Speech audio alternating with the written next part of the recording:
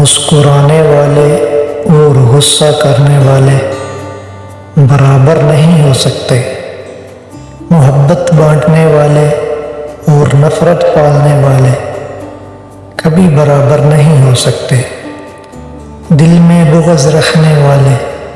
اور معاف کر دینے والے برابر نہیں ہو سکتے، رشتے نبھانے والے اور توڑنے والے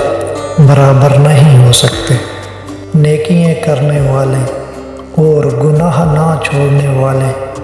برابر نہیں ہو سکتے، اچھے اخلاق والے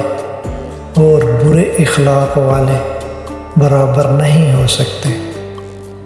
دل دکھانے اور دل جتانے والے برابر نہیں ہو سکتے، اچھی باتیں کرنے والے اور غیبتیں کرنے والے برابر نہیں ہو سکتے۔ یہ فیصلہ انسان کا نہیں ہے بلکہ جہانوں کے رب کا ہے، اسی نے برابر نہیں رکھا، اس نے دونوں کی منزل الگ کر دی اور